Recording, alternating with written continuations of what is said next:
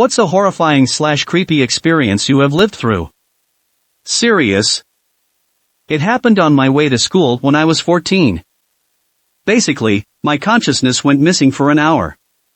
I left home around 7 a.m. to catch a tram to my school, sat on the bench to wait for the tram for a few minutes. The tram came and I got to school. Only then it turned out it wasn't 8 a.m. but 9 a.m. out of nowhere, and I was late an entire hour. To this day, I have no idea what I was doing for that hour, and my theory for why that happened is that I have ADHD and ASD and some very small paroxysmal changes in my brain, and was also bullied at the time, so my guess is that all of that stuff coming together at that moment caused my brain to just kinda shut off for an hour. Nonetheless, one of the creepiest things I experienced. I, 22M, have a few creepy stories. But first, I want to share some key details about myself that I feel are important to these stories. I'm a very short guy, 5 feet 2 inches to be exact. I know, I got the short end of the stick when it comes to height.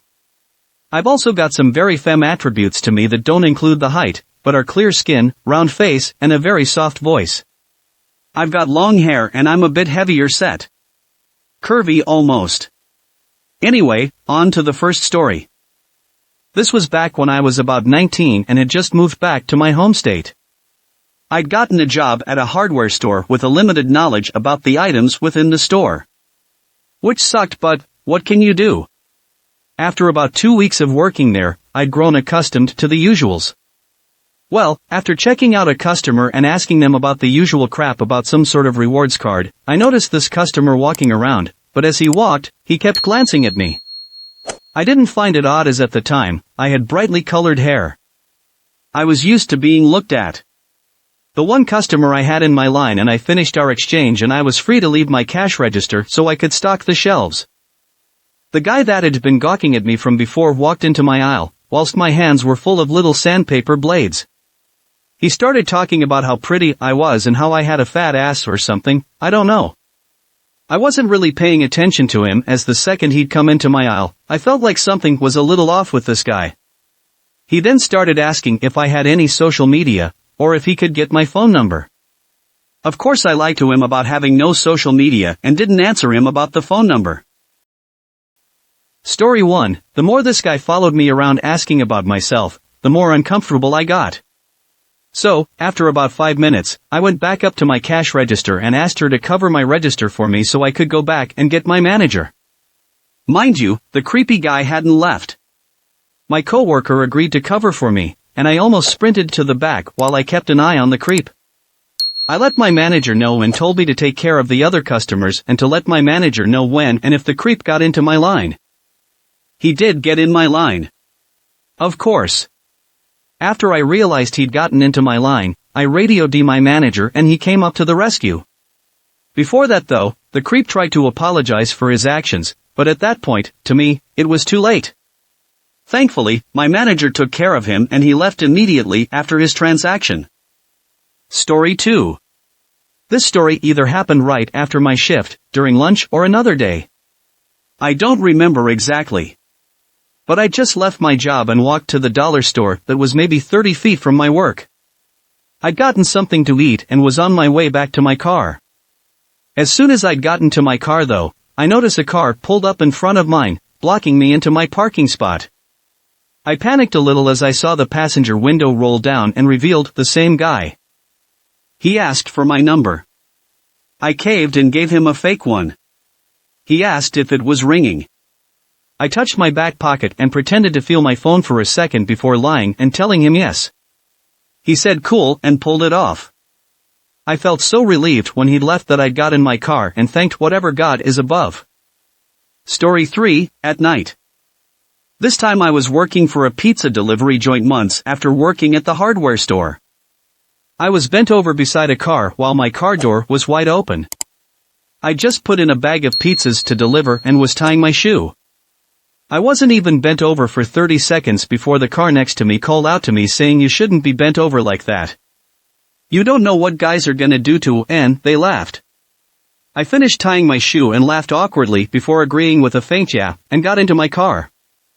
That one wasn't the creepiest thing that happened to me, but it definitely made me wonder why the person in that car made that comment. I wondered what he was thinking. Years and years ago, I were very depressed. I was living alone in a tiny apartment. I had taken a shower, put on a robe, short silk robe for dressing, not a bathrobe, and laid down on my living room couch facing the wall. Immediately fell asleep. Woke up hours later and the pest maintenance notice was on the floor right inside the front door. He had come in and sprayed while I was laying there on the couch with my naked ass out. Freaked me right out. I went to the office and had a breakdown. They called the pest control place. Tech claimed to have never noticed me. Bullshit. It was a 600 square foot apartment. He definitely noticed the half-naked woman asleep on the couch. I get that there's a job to be done, but he could have gone right back out the door and knocked harder or notified the office. Creeps are gonna creep, I guess. Staying in an old hotel somewhere in Spain, Catalonian mountains, alone half asleep, I felt someone tickling my ankles, heard female giggling. Being half asleep, I moaned about it and told them to quit it. I woke up in the morning and realized I was alone in a locked room and who what. We had a guy who was picking up women in the college town area I lived in and murdering them and dumping them down this road I would bike down to get my ex-BF's parents' house I'd visit occasionally. I was walking around college town in broad daylight and this guy in a beige-looking car pulled over and asked me if I wanted a ride. I kept walking and I turned down my street to walk back to my house and he pulled in and tried to cut me off with his car. Immediately, he hopped out and tries to grab me and I started to run. It just so happened someone a little further down that street had gotten pulled over and I started to scream for the police. He gets in his car and peels off. They caught the guy murdering women sometime later. It was that very same douchebag. I almost lost myself when I see it on TV. Was doing World War II archaeological mapping of fighting bunkers/body recovery in the Pacific. We were in one cave that was used as a holdout, mapping the area and documenting for the local government. My flashlight caught all this glinting shiny stuff in the cave floor and I was like, oh damn, that's pretty, what's going on here? I walked closer and in the dark under my flashlight I realized it was a fuckload of human teeth that got blown apart and mashed into the mud of the cave floor. Looked down and I was standing on more teeth and other parts. It's strange how fast something that looks so pretty can turn sad and creepy. I sat for a sec to look around and it got a lot worse the more I looked. Plenty more to the story, but that's the general idea. That was a wild project and the things I saw during that one will stay with me for a long time. It's haunting but in a sad way, not scary. Just knowing that civilians were in that cave as well when everything blew up with the soldiers that came in and used it as well. The civilians couldn't leave and the soldiers weren't going to give up alive. Part of the doctrine of that particular fighting force in the Pacific Theater at the time. So many shoes, high heels, picture frames, family heirlooms that folks had taken as they ran for safety. Parts of people were absolutely everywhere in that damn cave.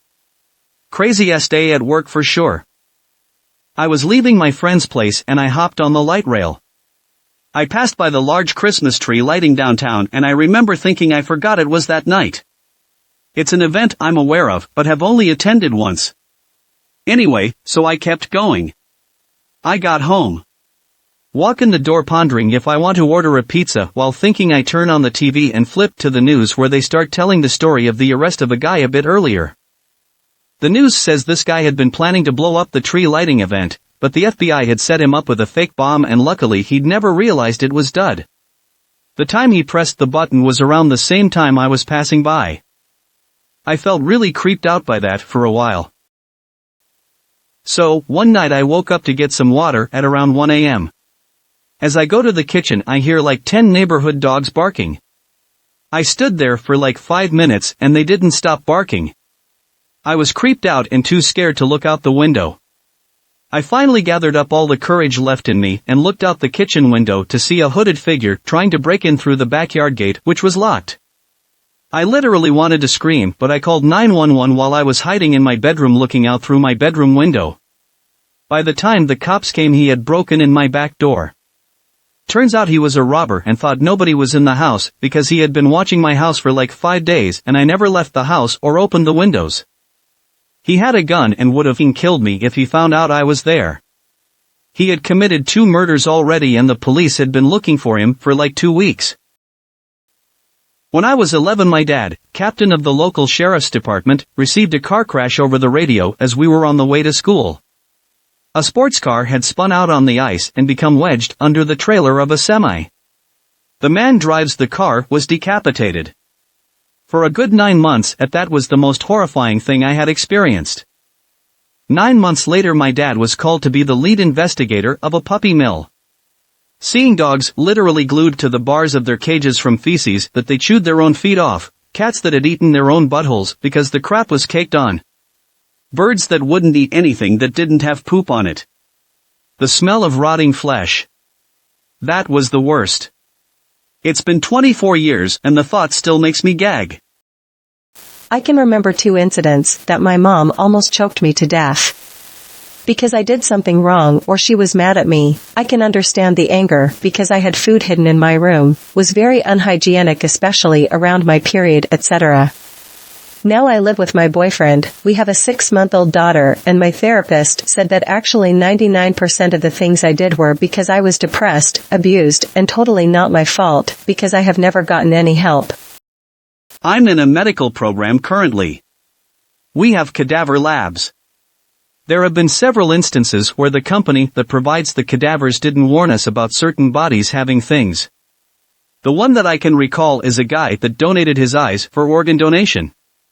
They did not sew his eyelids shut. When we opened the bag the first day it was horrifying. We expected to see eyelids and instead there were just bare orbits. Quite the shock. When I was 5, I went to the beach with my grandparents. There was a dead orca that had washed up, and a bunch of marine biologists were there trying to figure out why it died and had dissected it right there on the shore. It had a full quarter of its body removed from head to tail, and I could see all the insides. There was a pool of blood inside it that I could have swam in at the time. The thought of that horrified me and gave me points for many years after. It manifested in the strangest way. I couldn't sleep without putting a blanket over my sheets, and sleeping on top of that. I'd imagine the sheet as the inside of that whale, and plunging myself into that pool of blood. One day, I simply got over it, I guess. I was about 8 or 9 and was deathly afraid of Chucky, Child's Play. I was at a sleepover and this was the movie the majority of girls chose to watch at night. This was pure peer pressure as I couldn't chicken out. I was so scared to sleep that night I stayed up practically on guard, and I swear I saw his red hair run in front of the bed frame. I'm pretty sure my mind was playing tricks on me, but I swore this happened for many years. I was traumatized. I'm 34 now, and as silly as it seems I remember seeing it. Going down the hill in my car, goes from national speed limit to 20 miles per hour, so I slow down before, pass a car waiting for me since the lane is narrow, and see 4 cars at the bottom of the hill all in a line barely moving. Like it is eerie. They are all next to parked cars, so I have got to slow down to let them pass, but something is off. I go to press my brake, nothing. Press my brake again, nothing. No friction, no nose, no change in the car's movement. Literally stop registering anything and my body's autopilot takes over. I remember I am doing 17 miles per hour at this point, so thank God I slowed down. I am about to crash into the first parked car, but I have to swerve into the opposite pavement and hedge to avoid the car next to it. The car comes to a stop, and for a second I am just absolutely clueless about what the hell happened. It is like a dream. This is what black ice is, true black ice. Appears from nowhere, looks like normal road. Wasn't even icy anywhere else, so no warning it would be there. Thankfully I only got a slight dent where the car is the parked car in the corner. That eerie feeling is there to warn you things aren't right. If it happens when you are driving, stop and assess the road. It could save your life. I was house-sitting/pet sitting at a house in the mountains west of Denver. It was early evening. I was outside throwing the ball for the 2 golden retrievers when out of the blackness came a scream that sounded like a woman. I froze. The dogs immediately started growling and snarling into the darkness that surrounded the house. I heard the scream again, and the third or fourth time I realized that the scream sounded nearly identical every time, which almost made it more terrifying. I rushed the dogs inside and made sure all the doors and windows were locked. I nearly called 911, but the scream was so consistent in pitch and duration that I went to the internet to figure out if it could be an animal. Turns out, the roar of a mountain lion can often sound like a woman is being bludgeoned. This is definitely up there for the most frightening experiences in my life. When I was 6, I lived in a house and there was a train track right behind us. One day my sister and I were playing in the backyard and we heard a train about to go past, so we scrambled onto the trampoline to watch it go by. The backyard was built in such a way that if you were a kid you'd be too short to see the train tracks without being on the trampoline, but if you were an adult you could stand on the patio and watch the trains go past, and it was a very clear view. My sister and I somehow didn't see the old man get ran over by the train, but my mum did and immediately ran out and demanded that we get inside. Since my dad's a veteran and veterans have high suicide rates, my mum texted him just to make sure it wasn't him, and when we found out it wasn't and he was still at the army base, she calmed down a lot. About an hour later a forensics team came to pick up all the little itty-bitty chunks of dead guy that had been left on the tracks, and our neighbors asked if they could come over with beers and watch why H was so inhumane and cruel. I just feel so bad because that man would have been in earshot listening to my sister and I pretend the chickens were dinosaurs while he contemplated throwing himself in front of a freight train. I didn't find out what had happened until a few months ago. Driving around country lanes, southeast England, late at night with 2 other friends, bored, young and had no responsibility. This was a weeknight. A man appeared from the woods in front who had a ghostly white face, what seemed like black holes for eyes, no expression on his face, and had what I can only describe as 17th century clothing on, like a white rough thing on his neck, and the rest was all black. He was just looking through us. We all went from laughing and chatting to deathly quiet, and none of us looked around once we passed him.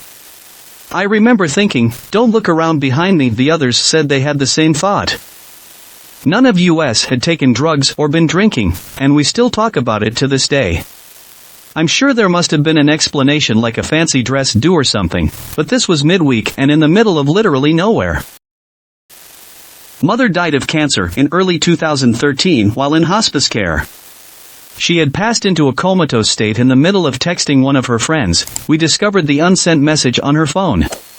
We never finished the message and thus never sent it either. Fast forward a few weeks, past the funeral and into the stages of handling her will and talks with her lawyer. At this time one of my brothers held onto her phone, will stuff. One day, it received a message from our deceased mother. I don't quite recall the message contents, but we received a few more messages from her over the next almost 2 weeks. I recall them being reminders or something. It was unnervingly interesting to say the least. We'd initially set up alert reminders for her to take her pain medication. She was on some 4 milligrams opiate pain meds and 800 milligrams of paracetamol as a safety net while at home and conscious, but the reminders were disabled. So we contacted the telecoms provider Mum used and had to explain, twice, to the poor support person what the issue was. They had to take a few moments to bring their supervisor in on the call because of the strangeness of the call. They looked through her phone history, couldn't find anything regarding any calls or texts from that mobile number, yet we had the messages which were sent in as evidence. They said it would be looked into and, sure enough, about a week later they called back and said they found the issue. Mum had set up some sort of business reminder clause thing which was sent in her name to her phone that she managed to uncover and stop. February 2020. All working junior doctors in the hospital were summoned to the lecture hall and informed that we were essentially at DEFCON 1. That they would try their best not to overwork us, but that, with limited knowledge, there was a reasonable chance that most of us would catch this inscrutable potentially deadly disease within the next year. We had all seen the chest x-rays from London. Those remain the most horrific images I've ever seen. In the early days of COVID, people's airways could be about 60% fluid and 40% air. Combined with the knowledge that our PPE was essentially being redirected to more competent and or less corrupt governments. I can't count the number of times I was asked to perform a medical procedure on a catatonic COVID patient, in a non-ventilated room, with them breathing on my bare skin throughout. Waking up in the middle of the night and hearing what sounded like a wounded animal wailing, inside the house, just downstairs.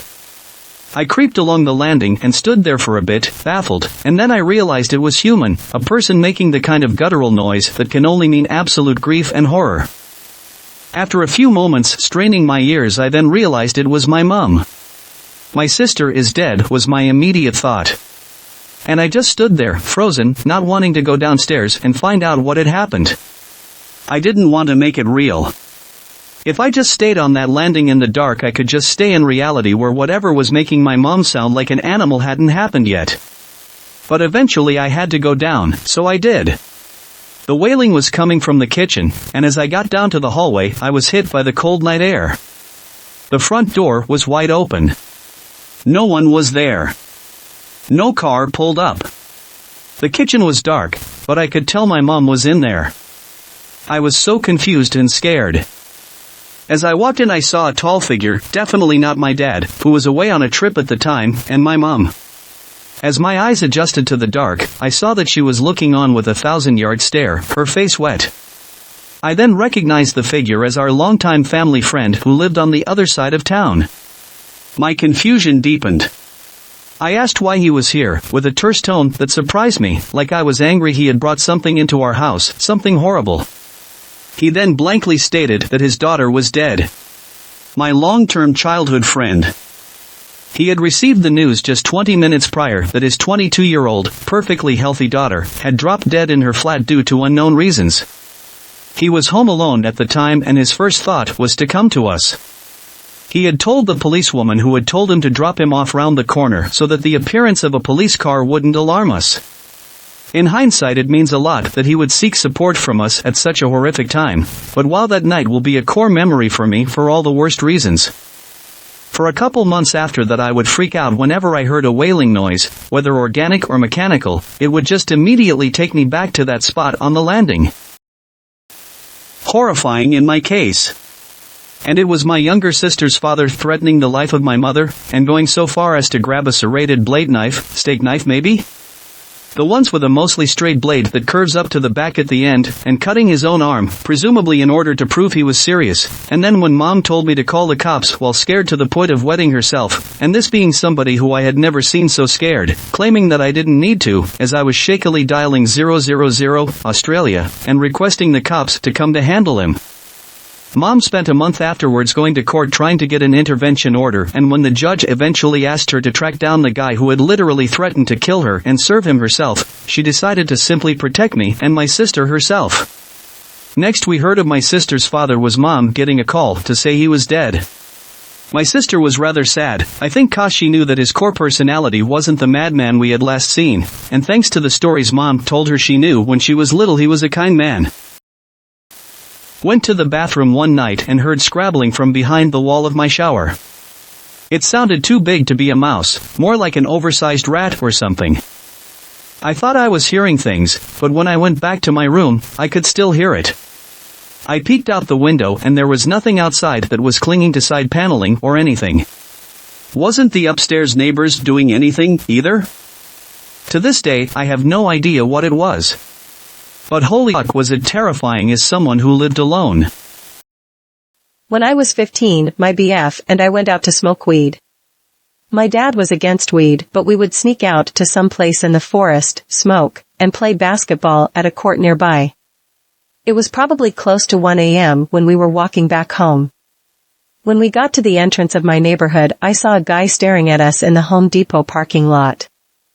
He was far away, so I didn't think anything of it. I thought maybe he was a security guard, even though that doesn't make any sense, lol. Anyways, I saw something shiny in his hand, and we thought it could be knife, but we just figured it was probably his phone. We waved, and he did nothing. We were high, so we were thinking more about getting caught. Anyways, right when we get inside my neighborhood, I hear footsteps slamming the ground. I didn't look back, and just grabbed my friend's arm and yelled to run. We just kept running, and the guy said nothing to us. I'm pretty sure if we stopped turning around when I first heard, he would have gotten to us. Right when we got inside my house, I looked out the window, and he was staring at me 5 to 10 feet away from the door. A day or two later, the same guy shot, killed, and played with the bodies of 2 teenagers across the street from my house. I still regret not calling the police, but I was scared to get in trouble, high, so I wasn't thinking clearly, and I think some part of me wanted to think he just wanted to rob us. Edit, it's even worse by I went to school with the girl that he killed. She was a couple years older than me, and when I was in kindergarten, she was my reading buddy. Our school paired one older kid to a younger kid, and they'd read to us every Friday. Oh boy, do I have a story. Blood warning. You've been warned.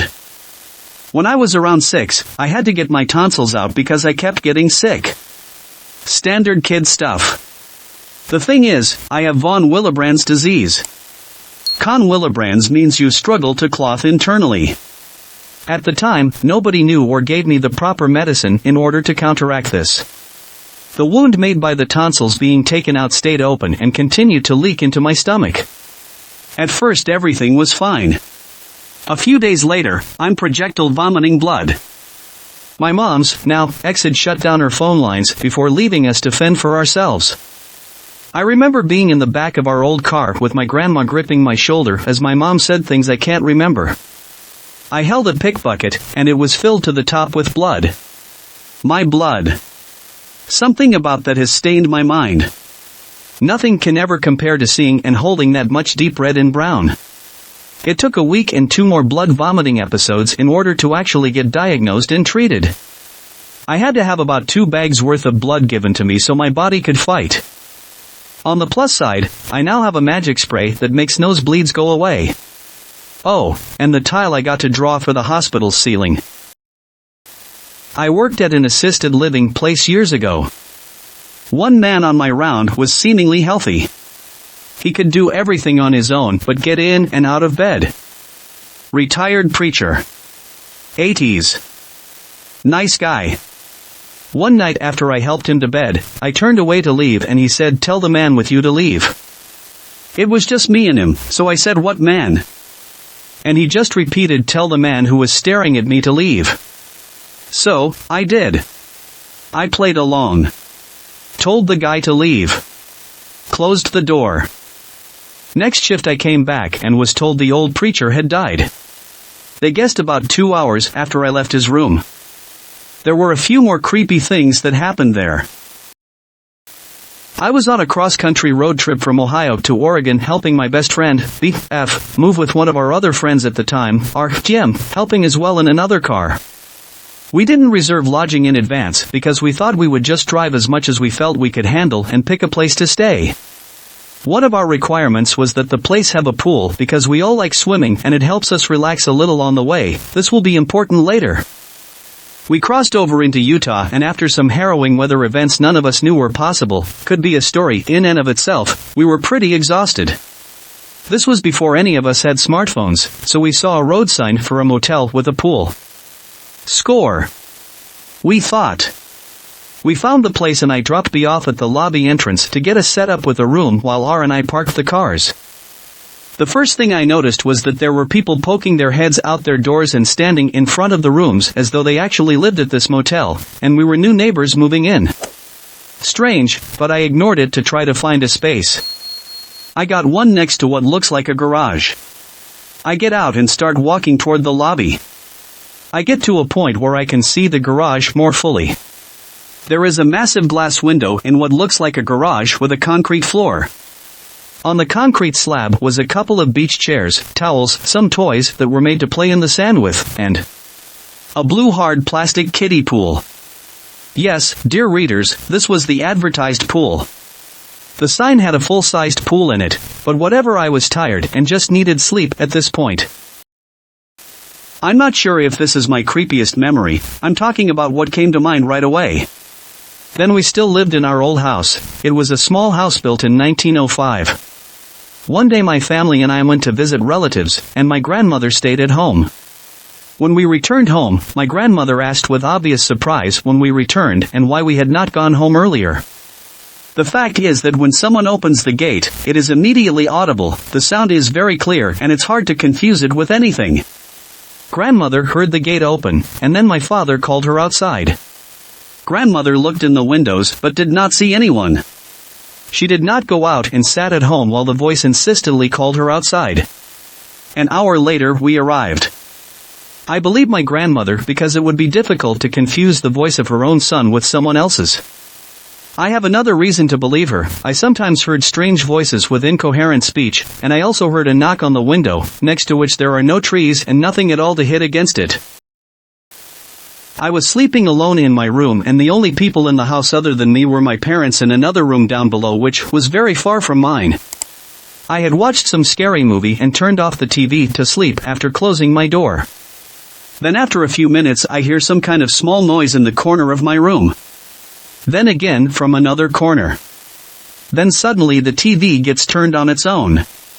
I get a little confused and a bit scared, turn off the TV with the remote on my side drawer and try to sleep again. Then I hear that little noise in the corner again, and after some time the TV again turns on its own. Now I'm scared, turn off the TV again, and now from the main switch also, open my room door completely with outside light illuminating it a bit, and finally sleep. Next morning, I woke up to find out that some mice had snuck into the house and then into my room who were making that noise, and for TV we have NVIDIA shields, and my parents were trying to cast some movie that night which triggered my TV to turn on. Now this is kind of funny, but considering the fact I had witnessed all that after watching a scary movie made it pretty scary. When I was around 9, I used to see shadows that looked like people when I woke up in the night. Most of the time, the shadow looked like a man, and he just stood there looking at me, no movement or anything. Another time I saw a shadow that looked like my mom sitting on the edge of my bed. I thought it was her, so I just said, "What are you doing?" No reply. These shadows never really did anything, just stayed still. I just went back to sleep and didn't think much of it for some reason. I have no idea why I didn't feel scared. I'm looking around my room right now, in case something jumps at me, LMAO.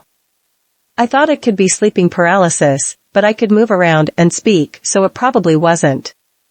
Maybe schizophrenia? I've never seen them since then, kinda scared they'll come back. Went camping with my brother and my friend. We had our dogs with us. They decided to go to a bar a few km away, with the only vehicle we had. The dogs were with me, so they weren't too worried about my safety. It went from late afternoon to dusk to full-out darkness without any communication from them. I called them so much that my phone died. The dogs started barking and freaking out, so I locked them in a tent. I checked around, but there was nothing, but still a creepy feeling. My brother and friend showed up just after dawn. I was pissed and scared and had very little sleep. Turned out they were drugged at the bar, they started feeling crap and locked themselves in the vehicle and passed out. There's an abandoned hospital in my area that is said to be haunted. It was a popular place to go ghost hunting, but the city made it illegal to go there after it was found that it was being used for drug deals, satanic rituals, and rumors of dead homeless people in the hospital basement. Me and a friend would go there anyway cause one of the doors couldn't be locked. The hospital was just shocking. Gang symbols and satanic symbols spray painted on the walls, blood stains on the wall, a bloody handprint on the wall with the word help written in blood. It was very interesting. The last time me and she went there, 2 armed criminals were attempting to break in through one of the doors with a crowbar. They saw us and asked what we were doing there. We said we were hunting ghosts. They said we shouldn't do that cause the cops were staking the place out, and then they took off running. We never went back there because we didn't want to risk getting eventually shot. I was waiting for the early morning band bus in the 5th or 6th grade. No one else was at this stop with me. The parking lot was just single spaces facing the building. A car pulled up before the stop sign, facing forward to the stop sign, taking up 3 spaces. Popped open the trunk and started walking towards me. The stop sign was about 10 parking spots away from the entrance/bus stop I was waiting at. He was halfway to me by the time my friend's dad, who happened to live directly across the street, walked out his front door and asked if he needed help. The guy ran back to his car, slammed the trunk and blew past the next 3 stop signs I could see. This was probably 22 years ago, and I frequently think about how bad that likely would have gone had my friend's dad not come outside. I want to add my mom and her friend's story. She used to work in a hospital, and I believe the term back then was a candy striper. It's a type of hospital volunteer job. She worked the late shift, and sometime her job involves wheeling bodies down to the morgue but not needing to put them in the body cabinet. She told me how she and later her friend ended up quitting. One night in particular, she had to wheel a body alone. But halfway through the walk the lights started to flicker and then died. Mom had a bit of a panic attack and just ran off, leaving the body in the hallway. A similar thing happened to her friend. Flickering lights and a sound from the body. We find out later it's air coming out and a natural if not morbid phenomenon. Friend ran off and told her supervisor she was done. In college I was driving home after working late. All of a sudden I heard a voice say slow down. I'm alone in my car and I'm driving at the speed limit, so I think I'm losing my mind. I hear it again, it's a male, I'm female, voice saying very firmly slow down. All of a sudden I hear the voice again and it's almost angry, slow your ass down young lady and get in the other lane. Well, that freaked me out as the roads are completely empty. I move over to the right lane and I slow down to 20 miles per hour under the speed limit. Sure enough, as I come to the intersection, a car comes speeding out of nowhere.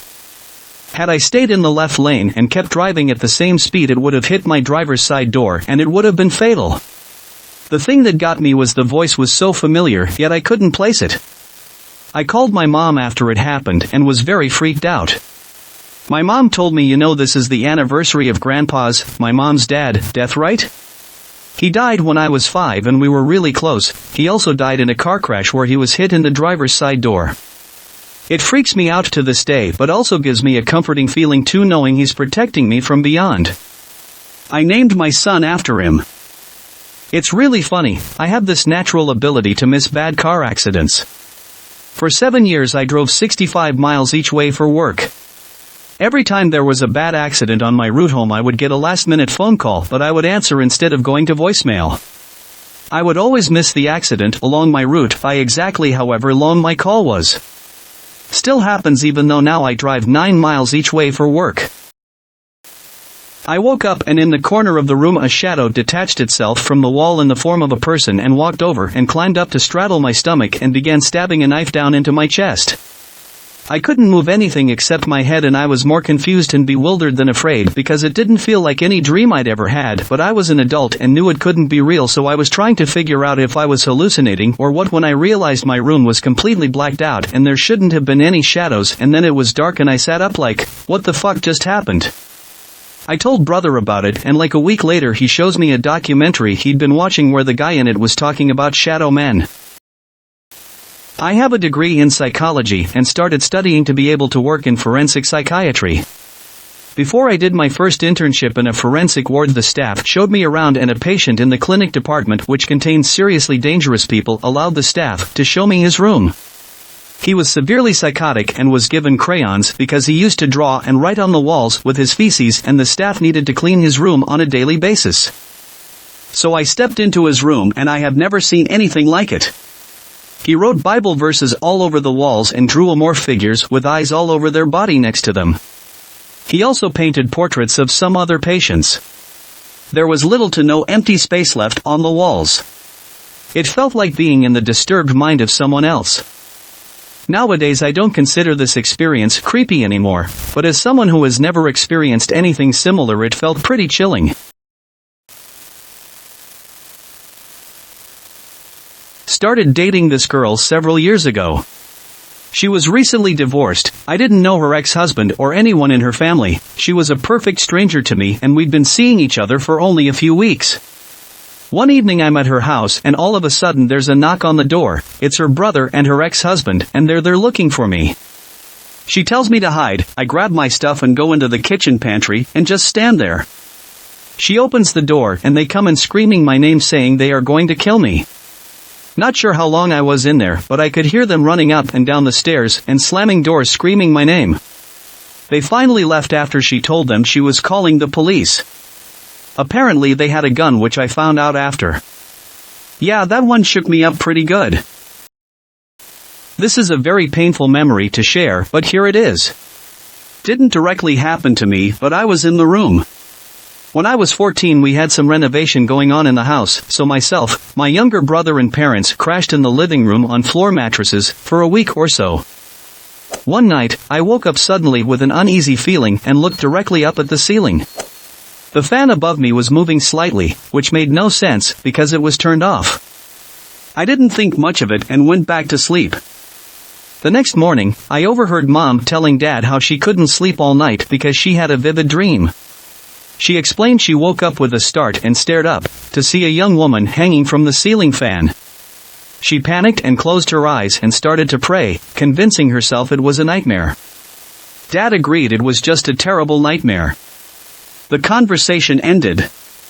A few hours later my parents got an emergency call from a friend informing them that Dad's best friend's daughter has died and they need to rush over to his house. There they learned she committed suicide the previous night, by hanging herself from the ceiling fan. My parents were traumatized for months afterwards at the thought of whatever we experienced that night. We still avoid the subject because nobody can explain or make sense of the what or the why. A long time ago I was walking down a street of a major city and was right next to the road. The light was red and a black SUV pulled up next to me, the type with sliding doors. The windows were tinted so I couldn't see in. I was really young at this time. A man opened the door from the back seat and there was another man in the front seat. As soon as they opened the door my stomach twisted and turned, and I was frozen in fear and stared at them dead in the eyes. I turned around and bolted down the street, and when the light turned green they sped away. I wasn't able to sleep for weeks out of fear and had nightmares and wondered if they would come back for me. I never knew their intentions and I am not sure if I want to. I was never able to really remember what they looked like due to the sheer amount of fear I had. But one thing for sure, this is something I will never forget. When I was little I shared a bedroom with my sister. In the corner of our large bedroom was an imposing old wardrobe. I hated that wardrobe, it was dark and tall. I was a bit of a weird kid and always expected a monster to be under my bed and would run and dive into it so the monster could not grab my feet.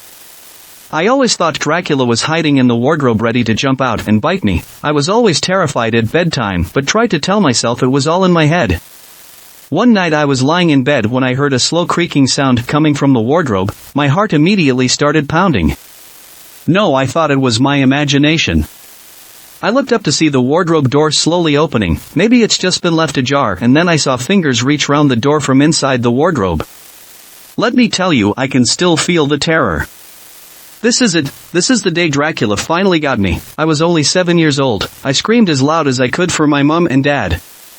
They ran into the room thinking something terrible was happening, and turned on the light. That's when my sister came out of the wardrobe. She had been told not to wake me up and jumped in when I stared.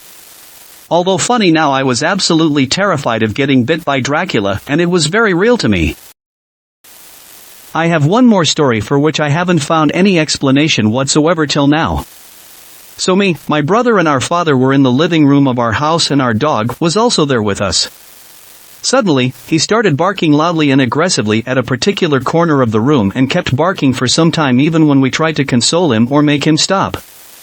Then finally, after some time he stopped and we took him downstairs to the garden. Next day during nighttime, me, my brother and our dad were again chatting in the living room. This time my dog was not there.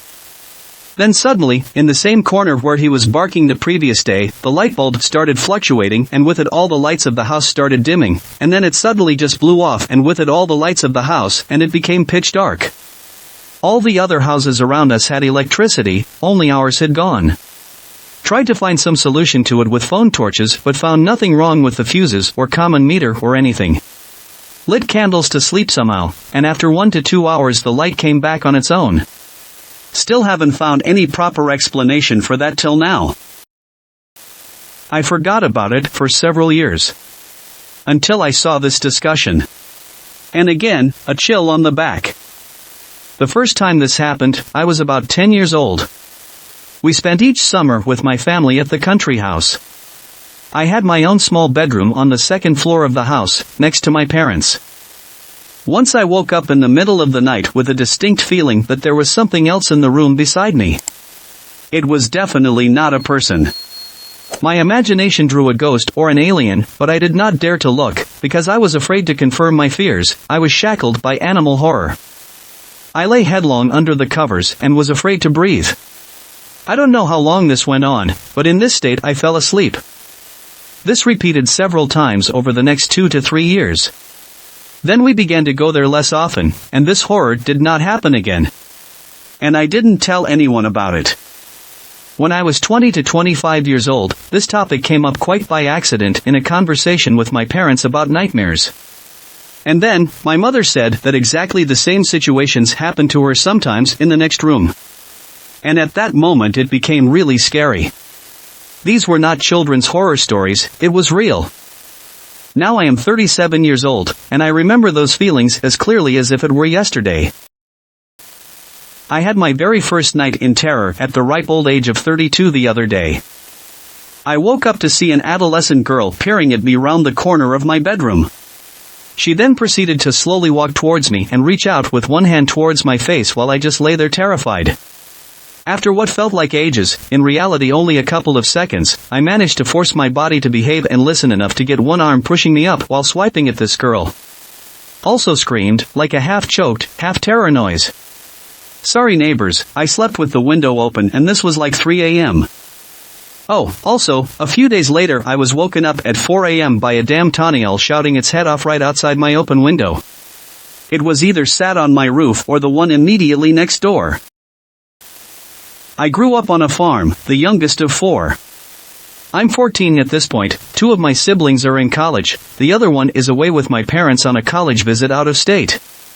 I'm alone at home for one night, but my grandparents live just down the road. Grandpa is a veterinarian. We had sheep and it was lambing season, so every few hours I had to go and check to see if a ewe was going into labor and separate her from the others. It started happening, so I put the ewe into a separate pen and decided I'll check back later. Long story short, she was straining after a few hours and no one was picking up the phone, so I had to glove up and pull the lambs out by hand. And then she prolapsed her uterus.